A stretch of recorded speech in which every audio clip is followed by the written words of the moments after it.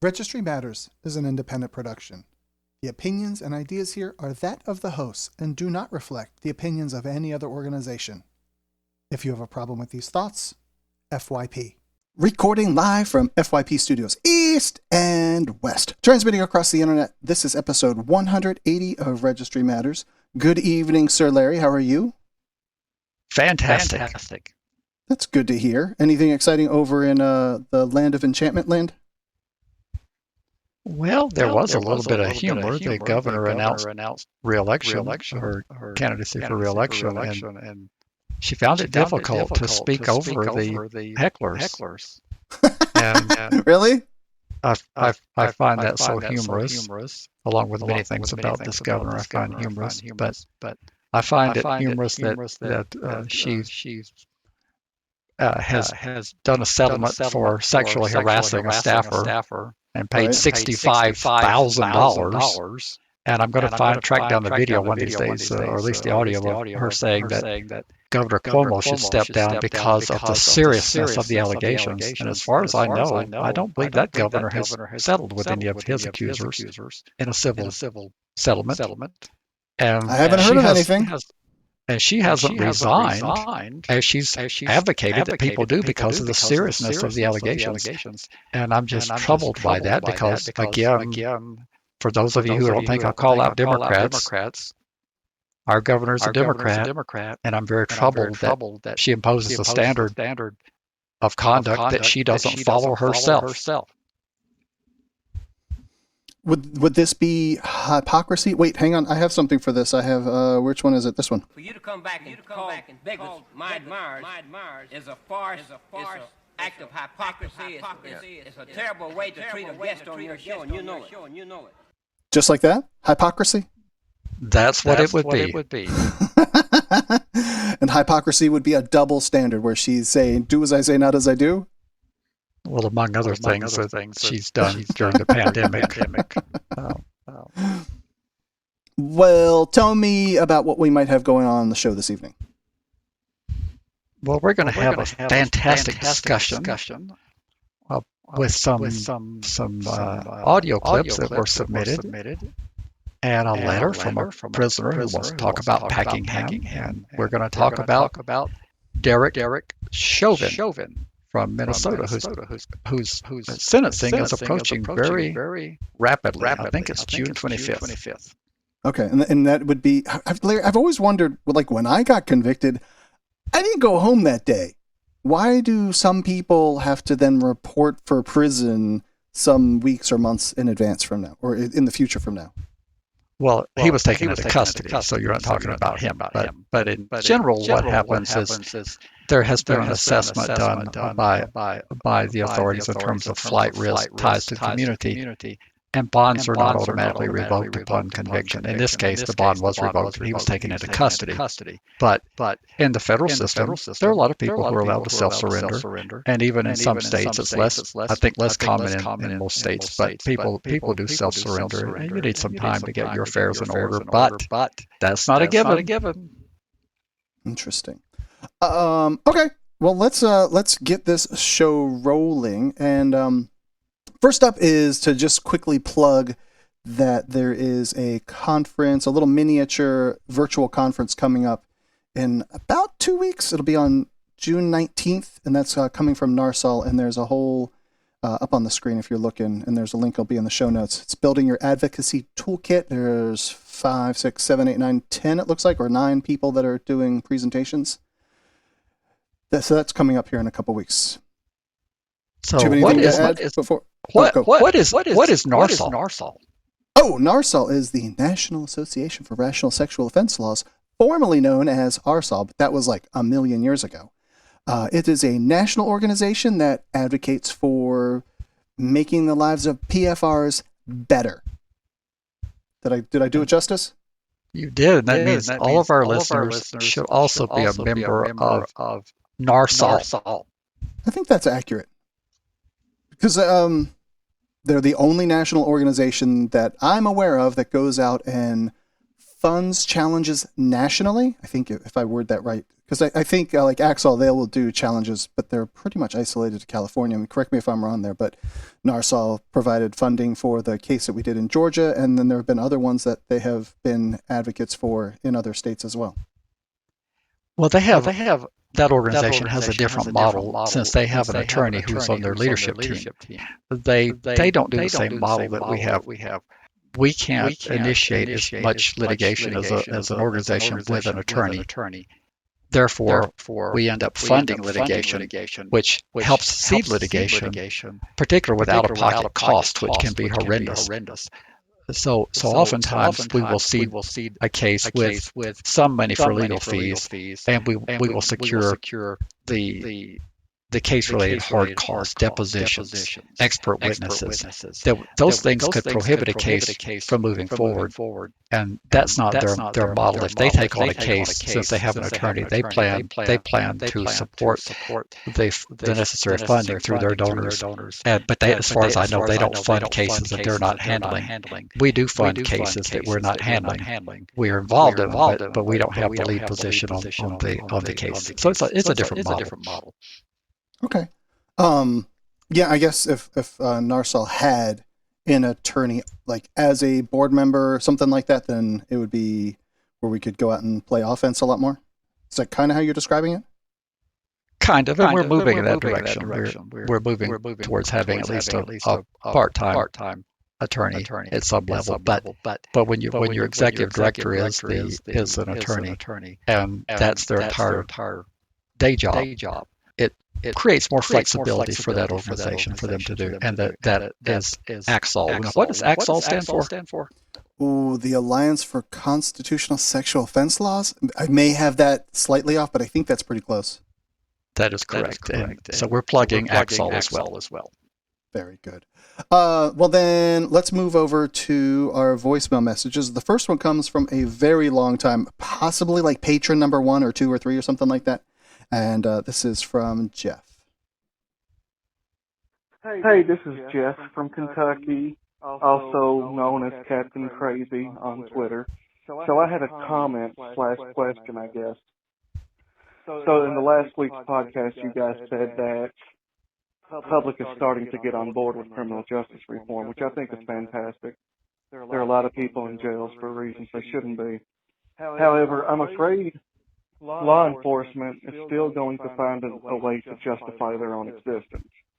So, if we stop arresting people for crimes that they would normally get arrested for, and we start letting people out for crimes that would normally keep them in jail for a long time, in order to justify their existence, do you not think law enforcement is just going to start cracking down on the real dangerous people, aka sex offenders? My fear is that if they start turning loose a bunch of people from jail and they stop arresting a bunch of people for that, they're just going to get really, really hard on us in order to, justify their own existence. But anyway, thanks for what you do, and FYP. Goodbye. Thank you for that question, Jeff. Sorry it took us an extra week. It just slipped my mind last week to play that one last week. But what do you think, Larry? I think he's absolutely correct. That is exactly what they will do.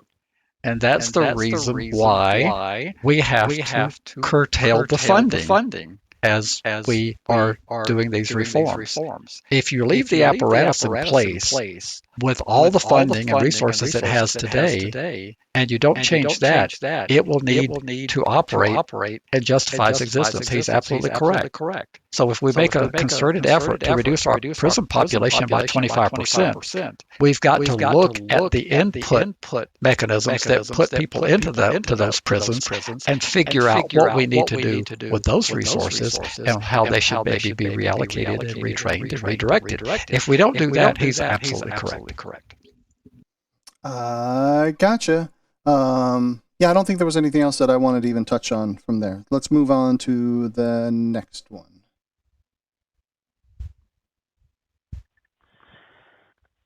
Hey guys, I just want to know, this is Brian. I'm in Virginia, about to take a probationary polygraph test tomorrow, and and I know it's a bunch of bull crap, junk science that means nothing. But I think you guys will find it interesting to know that here in Virginia, we have case law that they don't tell people about. It's Turner versus Commonwealth in 2009, which ruled that polygraph results are inadmissible in probation revocation hearings and in Virginia Department of Correction and Probation and Parole operating procedures specifically state that maintenance polygraph test results and just test results in general cannot be used in hearings. They become a treatment issue. So I just figured you guys would think that's interesting. I appreciate everything you guys do. You guys are amazing, very informative on the corrupt criminal justice system that we have. And thank you and for everything you guys do, and FYP. Have you ever heard of anything? That would be the only positive thing about PFRs in Virginia that I've ever heard. Well, it's consistent with what happens around the country. Those things are not admissible. I keep emphasizing. You will never present me a petition that says only on the petition show deception on polygraph. I've got to challenge a long-standing challenge asking for that, and no one has met that challenge yet. That's exactly what I've been saying. But what is admissible is what you tell them in the post-polygraph interview. That is very much admissible. And that is exactly what hangs most people, is the confessions they make after the polygraph results are disclosed to them, and they are confronted with, you show deception. Is there something you want to tell us about this?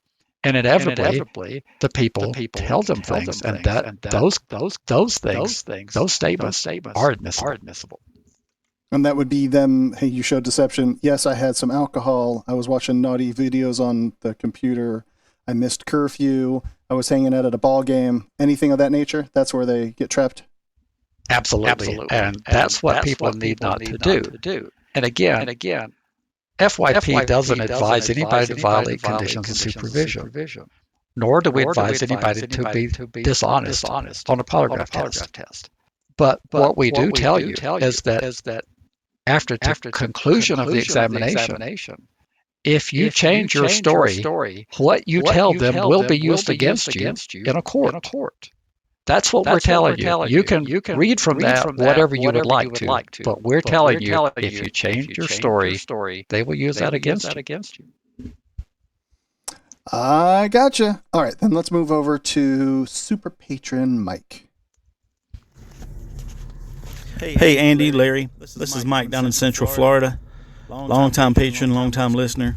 Just wanted to call and share a little experience I had down here with you real quick.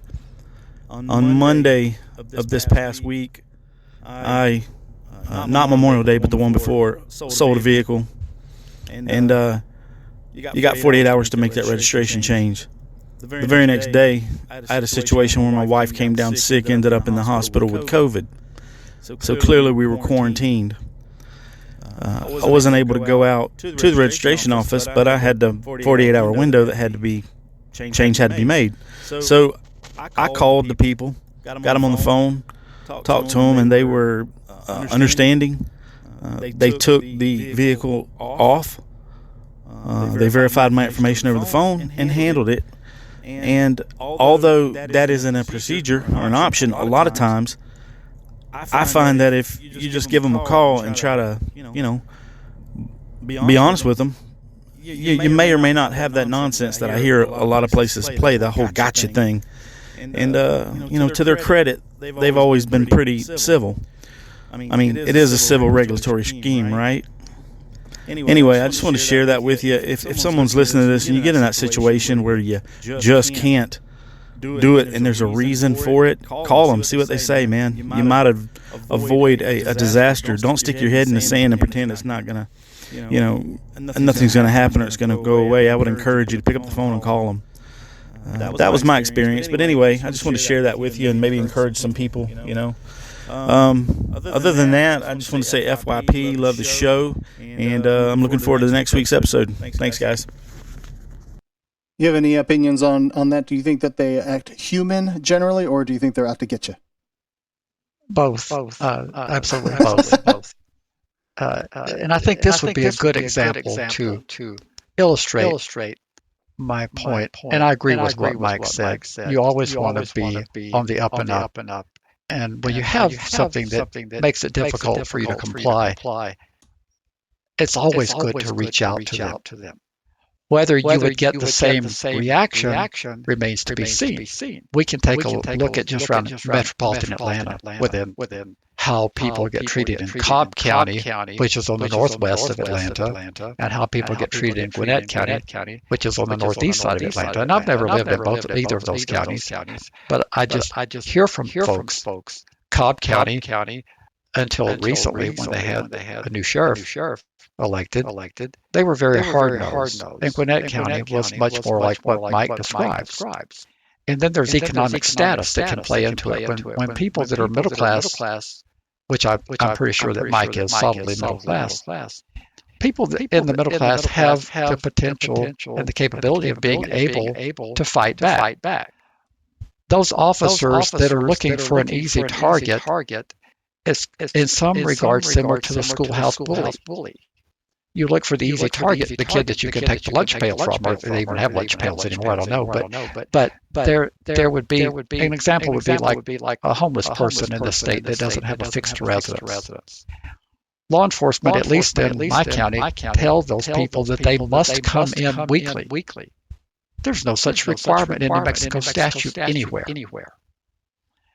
That is a completely invented requirement that the person can tell them, sorry, too bad, so sad, I'm not going to come in every week because I'm not required to. But when you're homeless, clearly if you're homeless, most of the time, very few homeless people are running around with gobs of financial resources.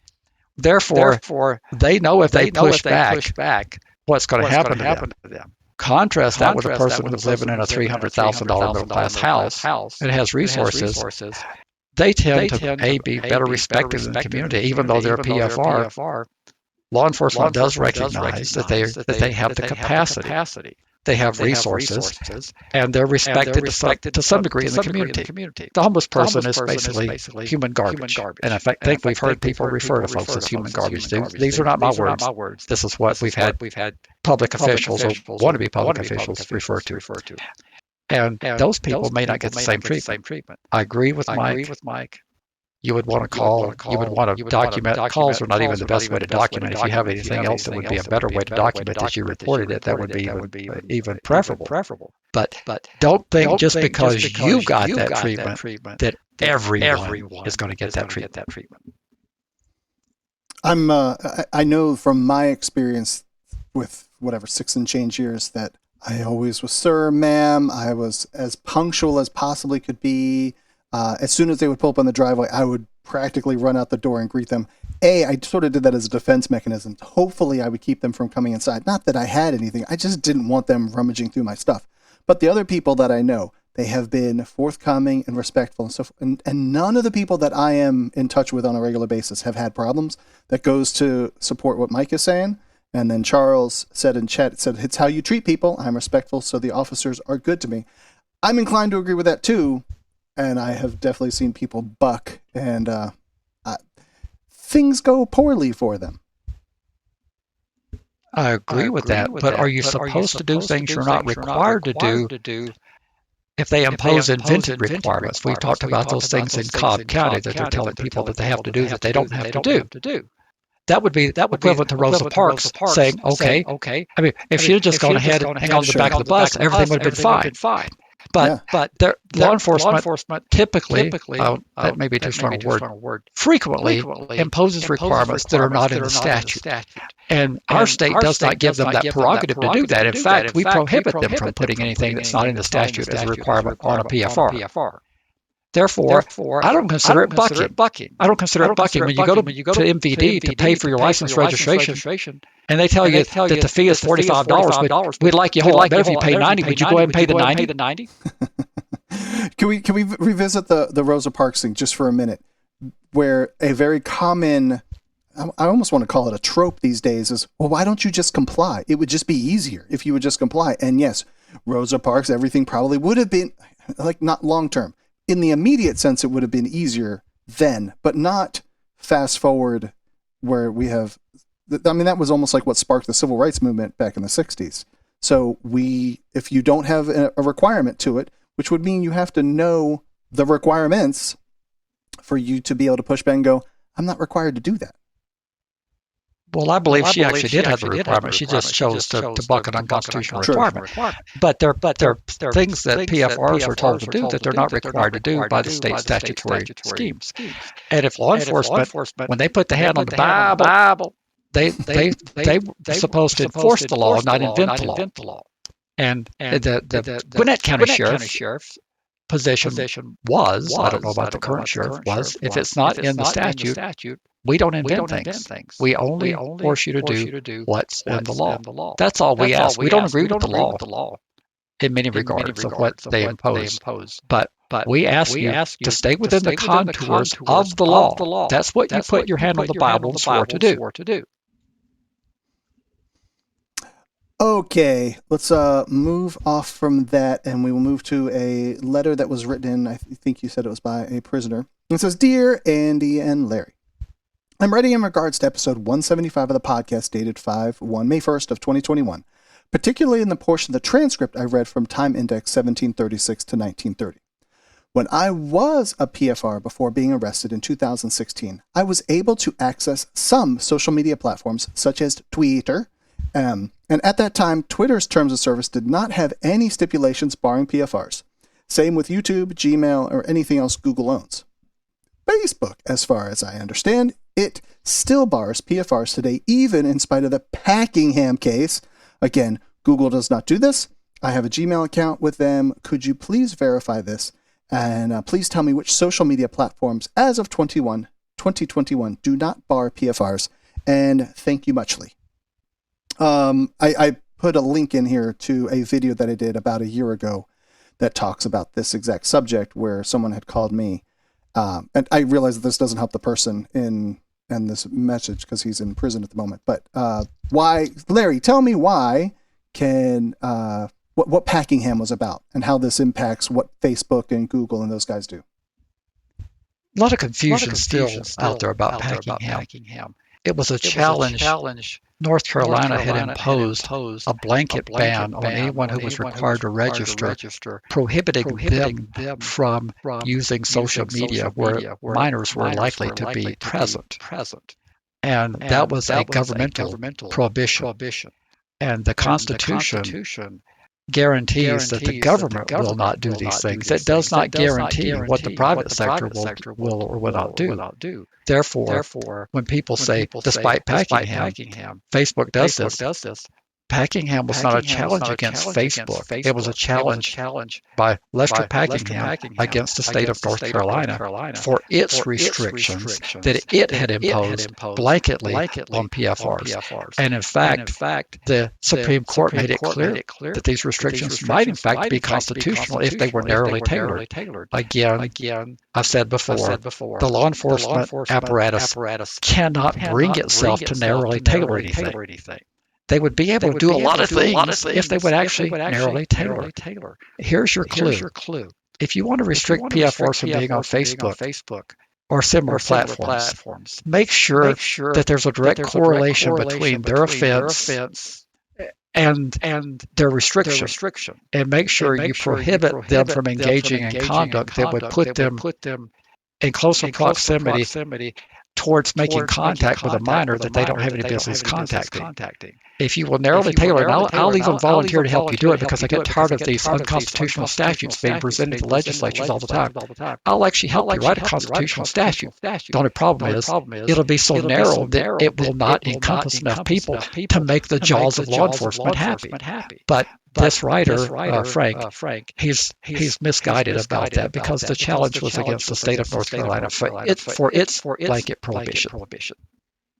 And let me just hypothetically, like, critique this narrowly tailoring. If an individual is using Facebook to go solicit whatever he's trying to solicit, and it turns, that's something against the law, then they would tailor that access to social media based on that person's proclivities to use social media to do their grooming. Correct.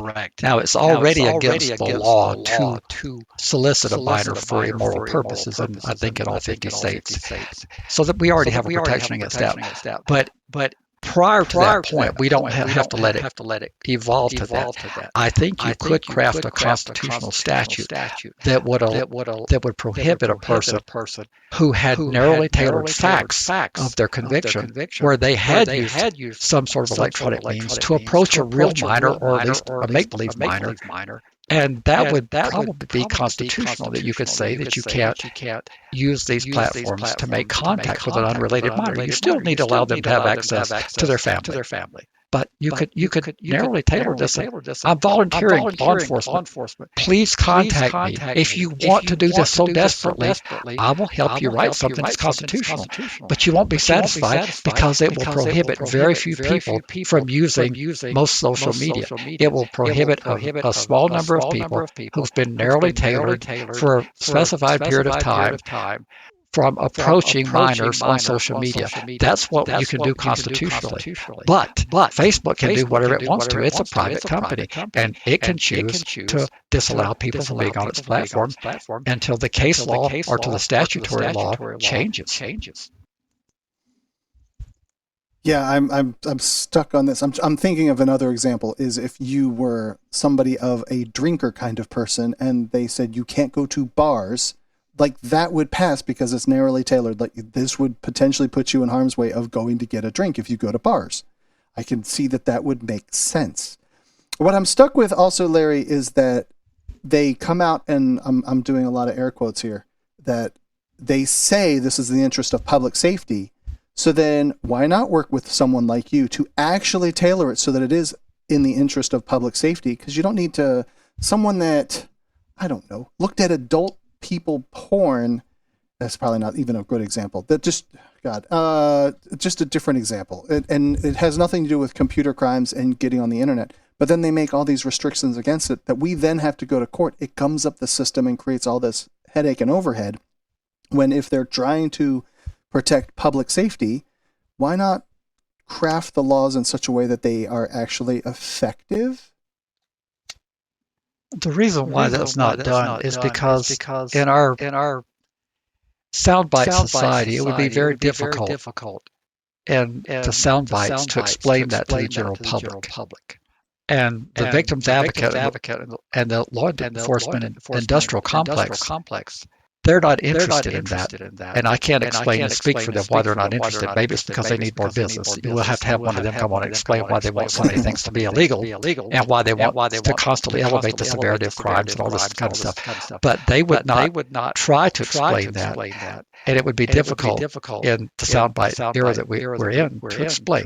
That's part of the problem. So there would be all this pushback. So would you believe they're letting sex offenders be on social media? They just passed this, and it's only for a certain group. I don't think any of them should be on there. And there'd be news stories that would be running, vilifying the lawmaker who made such a proposal if they spotted the nuances, and they would say this hardly impacts anyone. And so that's the reason why they don't do that. But that's what we should do. You're correct. If public policy was about public safety, I don't know that the drinking thing is a good comparison, because when you finish your sentence for your drunk driving, you're allowed to drink again. You may not be allowed to while you're on probation, but as far as I'm aware, we don't have a civil regulatory scheme that follows you post-conviction after you've discharged all of your jail time, if you received any, and after you discharge your probation. I'm not aware of anything that prohibits you from going and buying alcohol. I'm really not. Is there such a thing? Right, and for any other crime other than this one that has all these extra things after you're done with your sentence? And that's how we win on public opinion. We ask people, don't you believe that a person who's paid their debt in full to society, do you believe they should have restraints placed on their liberties? And they won't be able to think it through because they don't know that they have all these restraints. They think this is a part of their punishment. And they'll say, well, of course not. So, well, guess what? That's what we do. We control people where they live. We control their social media access. We control where they work. We bar them from jobs. We do all these things to them after they've paid their debt to society. And people go, huh? We're doing that in this country? They don't know that.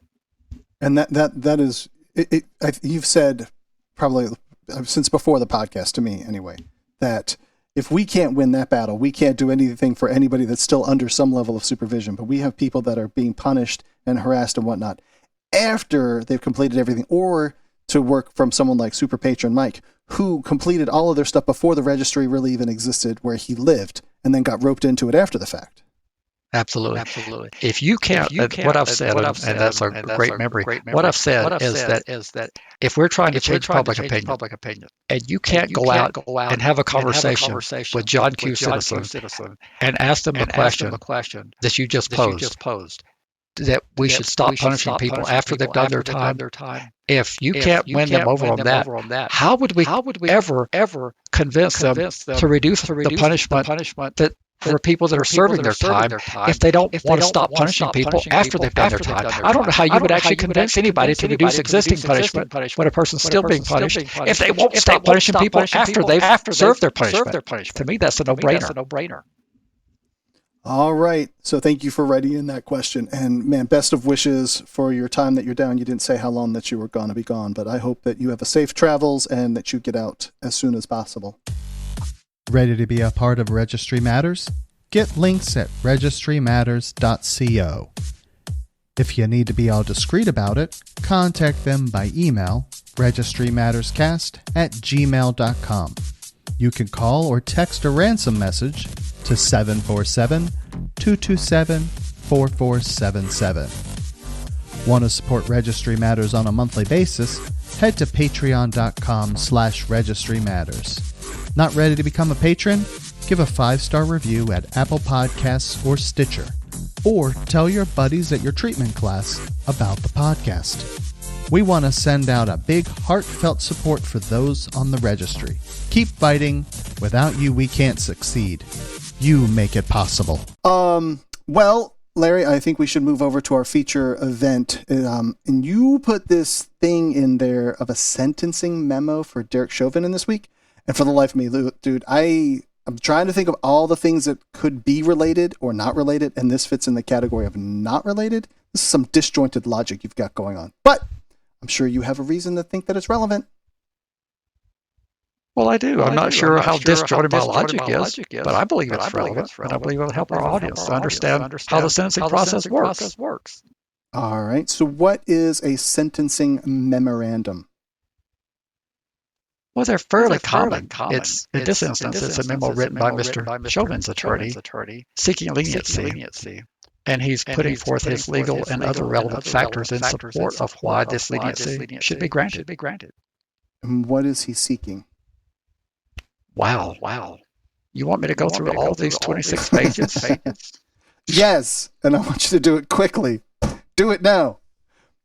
I'll just quote briefly. The defense argues that the requisite substantial and compelling circumstances for a downward dispositional departure are present in this case, and he urges the court to grant its motions and impose a probationary sentence, or limiting his incarceration to time served, or in the alternative, a downward durational departure in crafting the sentence for Mr. Chauvin, meaning that the duration of the sentence should be less than the guidelines.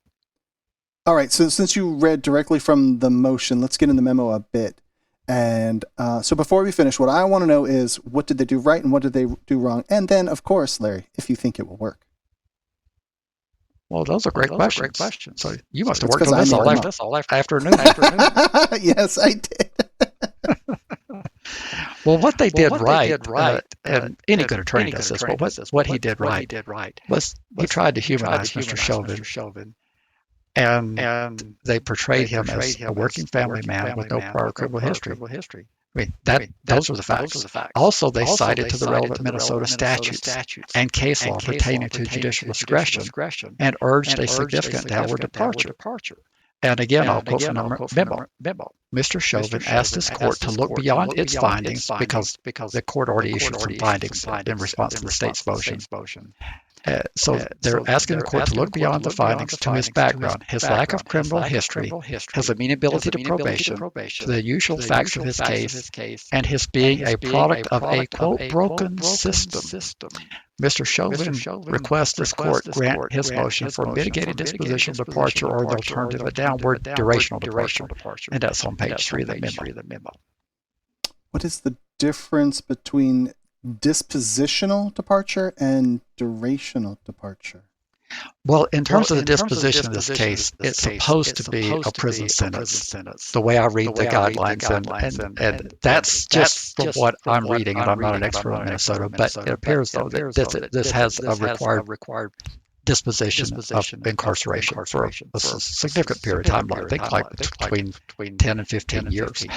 But so he's asking that the disposition not be incarceration. And the alternative, he's asking that the duration of the incarceration be significantly moved downward from what the guidelines would be. He's asking the court to impose a probated sentence. And can you first, before you answer that, can you describe probated sentence? Is that where he doesn't do any jail time? He just, or whatever he's done already, but he has probation? Yes, he has made that request. Okay. How does he make such a claim? Well, he thinks he's put forth a good argument. Again, I'm going back to this so I can be specific on what he's arguing. The sentencing guidelines recognize that there are cases where the guideline sentence is not appropriate due to substantial and compelling factors. When such factors are present, the judge may depart from the presumptive disposition or duration provided in the guidelines and stay or impose a sentence that is deemed to be more appropriate than the presumptive sentence, and that's Minnesota Sentencing Guidelines 2.D.01. And then he goes on to argue departure is not controlled by the guidelines, but rather an exercise of judicial discretion, constrained by statute or law. And the defense is urging the court to use its discretion to depart downward. And now we do believe in judicial discretion at registry matters and at FYP, right? Yeah, we're mandatory minimums. That's what we often talk about is you get convicted of XYZ crime and you're going to do a minimum of 30 years, 10 years, whatever. And we talk about the judge's hands are tied. You have someone that worked in the community and all these things. So yeah, we're in favor of letting the judge take the circumstances of the individual into account and adjust the sentence accordingly. Do you think that he has any realistic chance of this happening? None whatsoever. Well, you're Mr. Doom and Gloom as usual. But you people work in a law office. How can you make such an argument with a straight face? Tell me what compelling arguments his attorney has made. Sure, I can do that. Well, his attorney is arguing that he's 45 years old now. Will be when he stands before the court, and his age weighs in favor of determining the sentence because the attorney points out that life expectancy of police officers is generally shorter, and police officers have a significantly higher probability of death from specific diseases than males of the general population. And they point out that he has been preliminarily diagnosed with heart damage that he may likely die at a younger age, like many other ex-law enforcement officers. And independent of any of those health factors, the long-term damage a prison sentence would inflict upon Chauvin's life prospects given his age and the fact that he's a former law enforcement officer, that increases the likelihood of him becoming a target in prison. And such safety concerns, they argue, are evident by his pre-sentence solitary confinement in a high-security prison, which is taking a toll in itself. When you're in continuous lockdown for your safety, that is a horrendous way to do time. I think you would agree with that. Oh, absolutely. I did like a week in the hole, and I just had a bunkmate, and it was pretty miserable. But it kind of seems like you're going kind of all soft and feely touch for this ex-officer. I've never heard of a police officer being concerned about how someone's arrest might become a target in prison, nor do I ever recall them expressing concern for the health. Like, they don't give a poop about who they lock up and put away, Larry. Well, you're right about that, and that's just who I am as a defense-oriented person. And for what better or worse, I believe that this defendant, now that he's been convicted, should be treated like any other defendant. I know the officers don't feel that way, and I know they'll never say what I'm saying. But I believe he should be treated like anyone else. However, that does not change anything. I mean, we are supposed to be a compassionate society. Do we value all human life or not? Mr. Chauvin is a human who made a very bad decision, and his sentence should not be to appease an angry mob. Rather, it should be consistent with a person with zero criminal history who's been convicted of a similar crime. Don't you think? I think so. Yeah, I mean, I think that sounds fair. But what about holding the concept about law enforcement being held to a higher standard? Well, that does come into play, and he's being held to a higher standard. Do you think any other person would have been vilified at the same level had it not been a police officer? We need to look at the other intentional deaths for guidance. I'm not in Hennepin County, but I don't believe it was proven that he intended to kill George Floyd. It was proven beyond all doubt, in my mind anyway, that the knee deprived him of oxygen, which resulted in his death. But that's quite different than saying that when he put the knee on his back and held it there, that he intended to kill him. You would agree that the intent was not shown. That was when he got up in the morning. I'm going to figure out how I can. We have. I agree with that. I don't think he ever intended on, hey, today I'm going to go kill some SOB by putting my knee in their neck or killing them. However, things just escalated. I'm fairly confident that's how it went down. Okay, then the question is, how would we treat a person who had zero criminal history, who had been a productive tax-paying citizen? I know he had some prior issues with complaints from citizens. But how would we treat a person who had unintentionally done something that resulted in death? I think that Chauvin's being treated quite a bit harsher. I think he's being held to a much different higher standard. I'm guessing. Again, I don't know how the sentencing goes in Hennepin County, but I'm betting he is being held to a higher standard. Let me ask you this question real quick, though. Do you think Chauvin is taking extra heat for being this first one? Because there have been so many other cases that there was never even like a trial even brought to, and if there was, the cop was acquitted. So do you think he's taking all that excess baggage and they're lumping it on him? I do believe that this is part of the what's happening here. I think there was U.S. House of Representatives member that said there better be nothing other than a guilty verdict. And well, let me ask you this question in a different way. So, would you be in favor of a probated sentence? I don't know. I'd have to know. I need to see the state's reply. They're going to have a chance if they haven't already filed it. I doubt they filed this quickly. But I would really have to know what the state says in response, and I'd have to know how other defendants with a similar criminal history who are deemed amenable to probation, and he made an eloquent argument in there that he was compliant with all pretrial supervision and all the stipulations.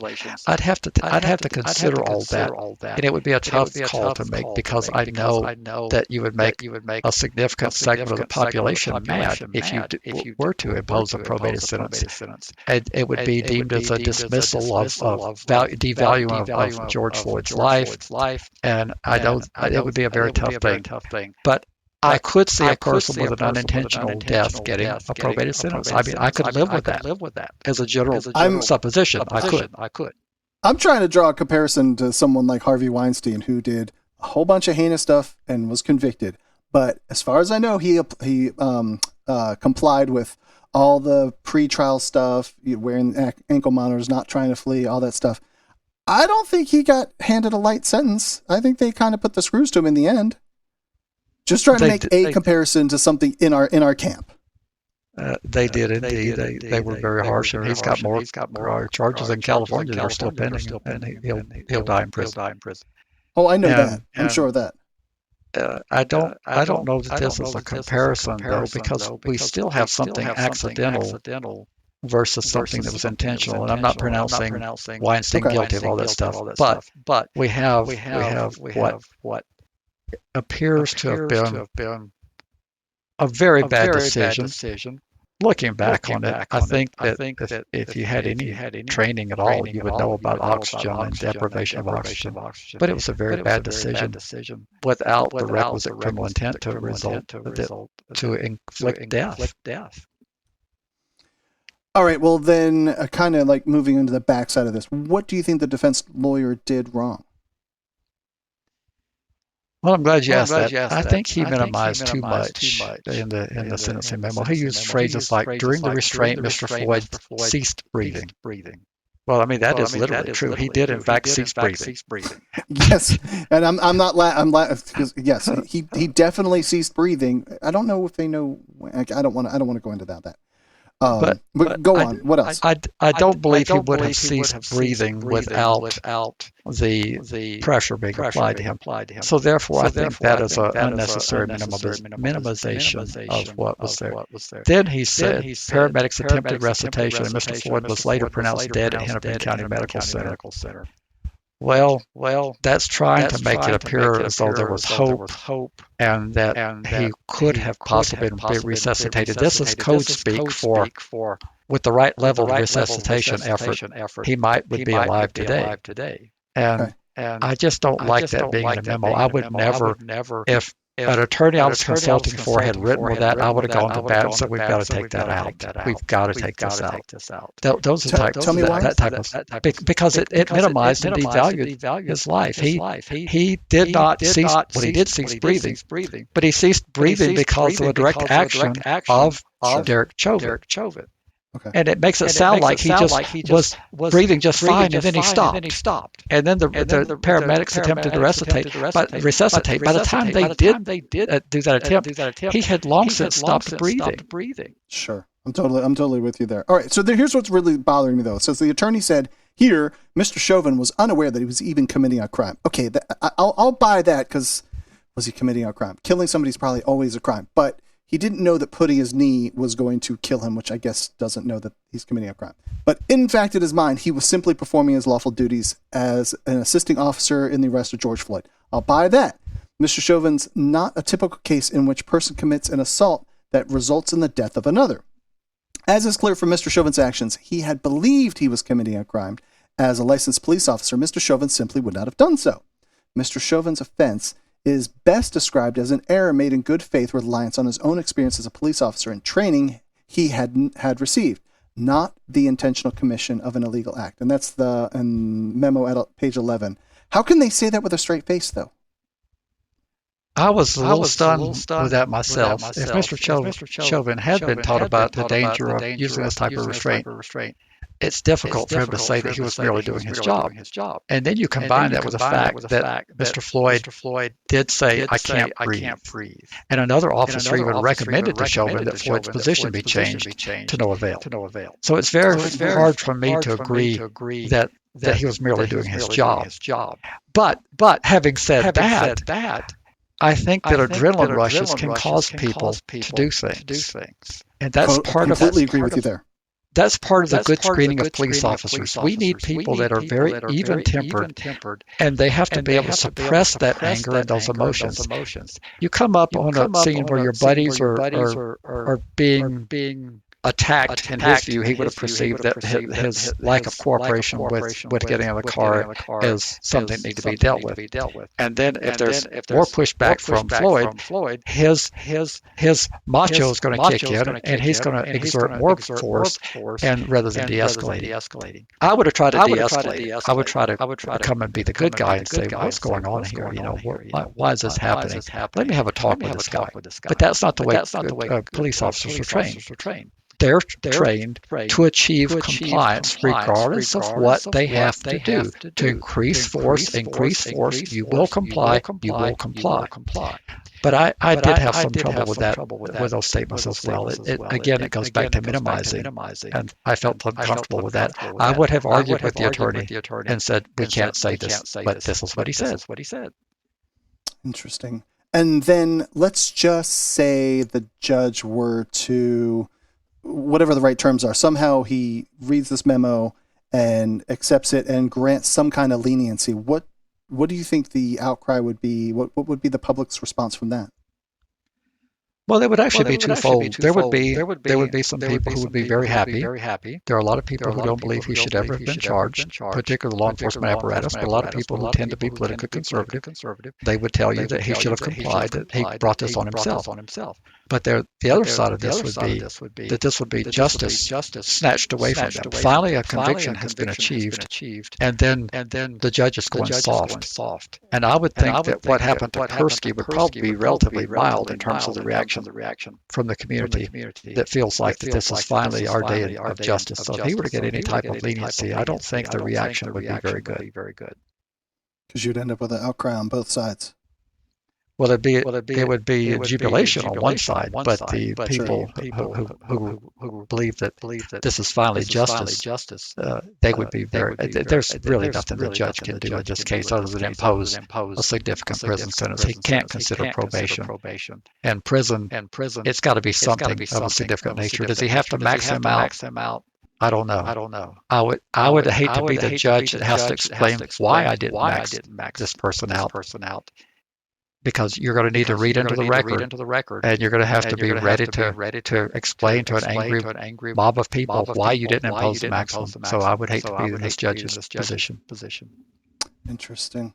I think that wraps all of that up. There's a link to an article from Courthouse News that will give you some of the background on this, and then there's the actual memo. All of that stuff will be in the show notes. Is there anything else before we duck out of this whole topic? We've been at it for about 20 minutes. I think we've done the best we can. I hope it was helpful to people to understand.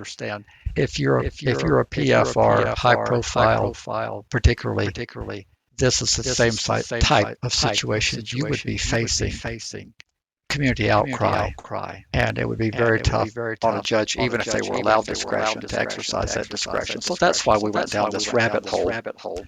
We were hoping to draw some correlations between how these high-profile cases play out. I like the content that you developed for us, Larry. Instead of we'll cover the articles here in a minute if we have a few minutes. Do you mind if I ask you that question that my friend asked about international travel? Sure, I'll do my best. Okay, we started with a patron about 6 months ago, and he's a good friend of mine. And he asked me today at lunch if so Georgia has a way to get off the registry. So he achieves all that. He's done with the sentence. He gets off the registry, and he may or may not have the resources to perhaps like get a sailboat and then just go drift around the globe in all the waters. And he was asking me that he wants to know what the kind of requirements or restrictions would he have of getting into pick random country. And I'm not like, I don't think like we know about places like the UK or Germany, like, but if he just picks some random island in the Caribbean Ocean, like, what are they going to do when he shows up and knocks on the door and says, "Hi, I'm here. I'd like to hang out here for a week, month, years, whatever." Just on a sailboat though, not take up residence, but just visit. Well, there's a lot to unpack in that question, and some of it we don't know. But what we do know is that International Megan's Law was signed in the tail end of the Obama presidency in 2016. So largely, all this stuff, the regulatory framework was put in place by the Trump administration. Because during the remainder of 2016, they were trying to figure out what to do in response to the law. And they were on the early part of the implementation. But the Obama administration and the Trump administration followed with the same policy. Even though the language of International Megan's Law would appear to encompass anyone who's ever been convicted, it's only those who are currently registered that have any duty to report anything. So therefore, if this person has been removed from the registry, they certainly don't have a duty to report anything unless the Biden administration tries to more broadly define the requirements under International Megan's Law. But that's not his only issue. His issue is what's going to happen if he tries to get into a country And that I really don't know the answer to, because I don't know to what extent that country is going to check the American Criminal Records Repository System and what they're going to have access to. What I do know is that America wants to know everything it can about people it admits, and it wants to check every database, and it wants the home country to have assimilated and accumulated as much information as possible on people that are admitted here. Something tells me that other countries have similar outlooks, that they like to know who's coming in their borders. So will they have access to his American criminal history? And will they tell him, we don't want you here? I don't know the answer to that. What about the travel advance notice 3 weeks before blah, blah, blah? What about all that? And describe what that is, too.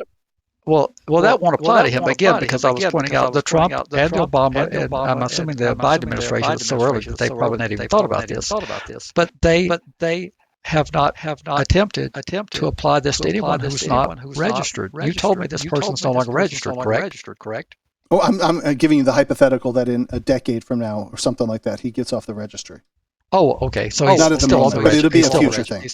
If he's still on the registry, he does have that duty to provide that advance notice if the state has it in the statute. Again, I hear lots of folks say, despite whether your state has it in it's a federal law, they are absolutely correct. It is in federal statute. But there's nowhere to report it to that I'm aware of. It's your local law enforcement that you provide that advance notice to, who transmits it around the globe. Your local enforcement transmits it to U.S. Marshals, who, as I understand the process, transmits it to Interpol.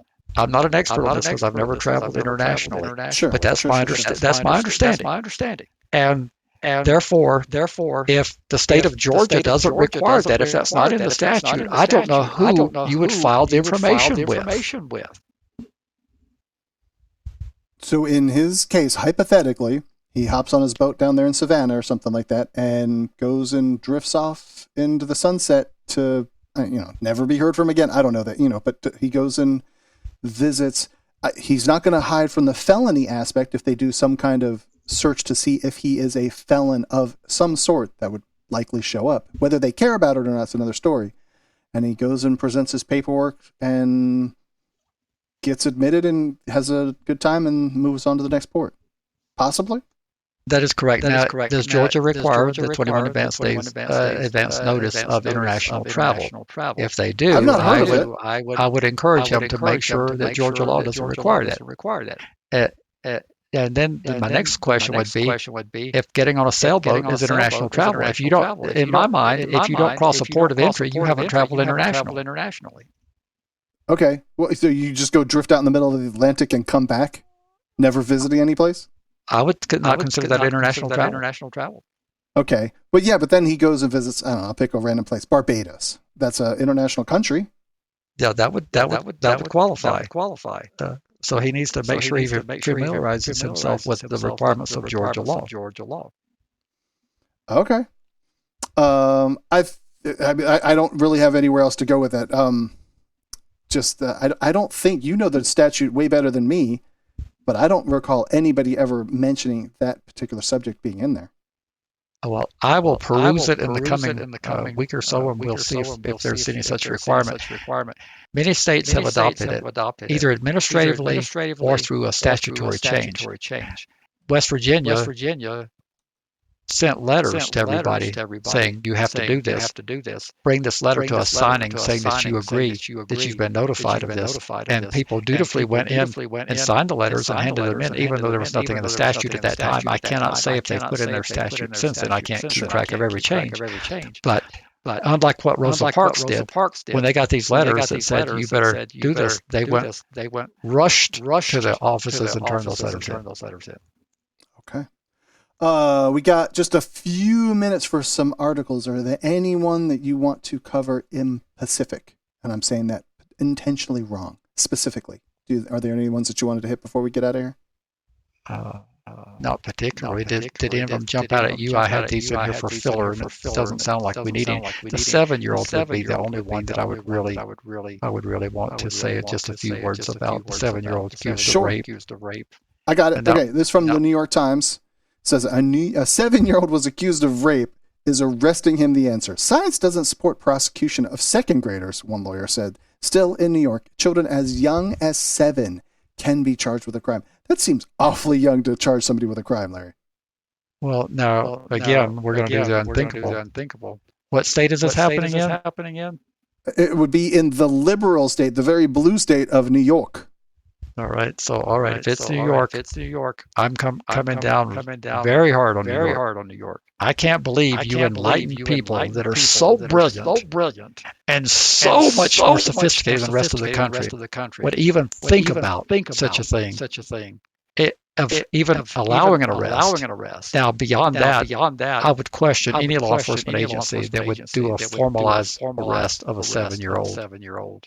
And I'm hoping that they did. I hope that if they did arrest the 7-year-old, they went out, took the 7-year-old, led the kid to the car, and did it as calm and as friendly as possible. But I find that so distasteful. A 7-year-old could not even begin to understand the criminal justice system. They couldn't even begin to comprehend what's going on with them. That is just unthinkable to me. And I think there's a movement. I think in the article said states are raising that age, and I think it's very appropriate and it's late that we would have to go back and change this. We never should have had the possibility of doing this to a 7-year-old. What's wrong with you people? You people. All right. We're just crossed an hour. I think we can probably get out of here. I do want to point out that if you happen to be watching the video, and you can look up here, there's a tenor saxophone in the back of the screen in the back of the studio here at FYP East, and because I've broken the thing out and dusted it off, and I'm getting ready for when we cross that 100 patron mark, and we're getting closer and closer. So get your votes in. There's when you are a patron, you get to vote for your preferred song. I have 4 listed, and I will be performing that for our patrons. I can't wait till we get there. There was one other article that was interesting to me. Senate now Minority Leader Mitch McConnell signals concern over changes to qualified immunity. And this is the police reform where police basically get a free ride on a lot of things they do. It's a very high standard to overcome qualified immunity. And again, I just got through bashing liberal New York. I'm getting ready to bash conservative McConnell. But it's over policy. McConnell's on the wrong side of this. Qualified immunity is too broad. It's an invented thing. It's not in the Constitution. It was invented by the Supreme Court. I forget in what year, but decades ago. And it's time to revisit qualified immunity. And McConnell doesn't get a free ride just because he's a conservative. He's on the wrong side of an issue, and I just called him out. All right. Not a fan of this particular individual at all. I think that is about all we have, Larry. Is there anything else before we skip out of here? Do we have any new patrons? I did not receive any mailing subscriptions, and I also had asked for people to give us some feedback on how punctual they're receiving their transcripts, and those haven't arrived yet. So I'm going to blame the post office that they're en route and they just haven't arrived. But we need some subscriptions, and we need some shout-outs from the people who receive them. I think that we should possibly defund the post office then. I think they tried that. I think they've been doing it for a long time. No, there were no new patrons, but I do want to thank that we had a rush of them last month, and I can't thank everyone enough. That is a new patron and definitely ongoing patrons. You guys and gals are amazing, and I can't thank you and appreciate you enough. Anything else, Larry? I'll do the closing stuff, and we can scoot on out of here. I think that does it. I enjoyed being with you this week. Awesome. Appreciate it. Find all the show notes over at registrymatters.co, and then leave voicemail at 747-227-4477. That's how we received 2 of those. And then there's email, registrymatterscast@gmail.com. And finally, again, the best way to support the podcast, show some love, is patreon.com/registrymatters. Find us all over social media and all that. And Larry, as always, I thank you so very much for super neat content from our point of view that doesn't get covered. I don't think there's anything else that covers what we do here. And tell me in some sort of comment or somewhere that somebody else is doing it better than us. But I think we got it covered. So thank you, Larry, as always, and I will talk to you soon. Thank you, and good night, everyone. Take care. Bye-bye. You've been listening to FYP.